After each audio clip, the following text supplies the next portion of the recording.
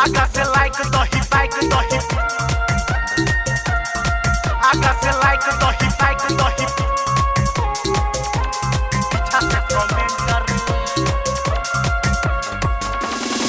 आगा से लाइक दही DJ संजय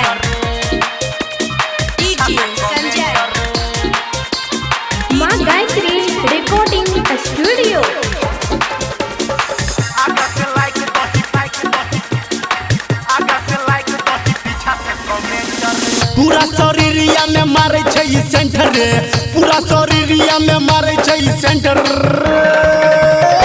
आगा से लाइक दही पीछा से कमेंट रे, आगा से लाइक दही पीछा से कमेंट रे, आगा से लाइक दही पीछा से कमेंट रे।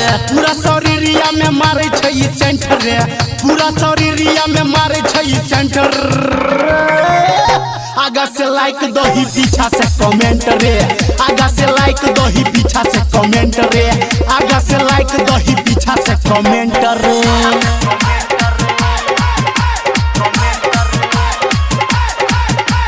DJ संजय DJ संजय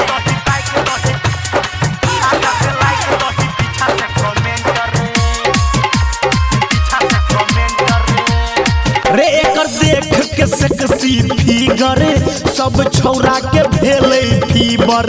सब बुढ़बो लाइक कह के एकरा सोटैला जाय छै नियर।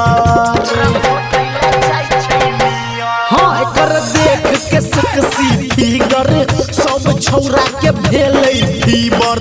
सब बुढ़बो लाइक कह के एकरा सोटैला जाय छै नियर। एकरा जवानी के छै अखन एग्रीमेंट रे, एकरा जवानी के छै अखन एग्रीमेंट रे।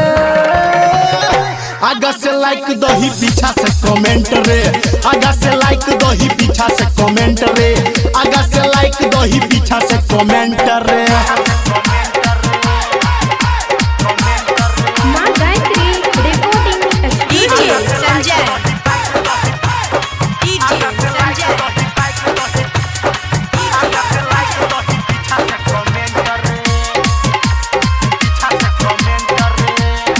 रातों रात एकर जवानी हमरा छोड़बै छै रे पानी। सच कहै छौ निकू निराला आई छोरी के सुनै कहानी। रे रातों रात एकर जवानी हमरा छोड़बै छै रे पानी। सच कहै छौ निकू निराला आई छोरी के सुन कहानी। एकरा जवानी से छूटे छै करेंट रे, एकरा जवानी से छूटे छै करेंट रे। आगा से लाइक दही पीछा से कमेंट रे, आगा से लाइक दही पीछा से कमेंट रे, आगा से लाइक दही पीछा से कमेंट रे। कमेंट रे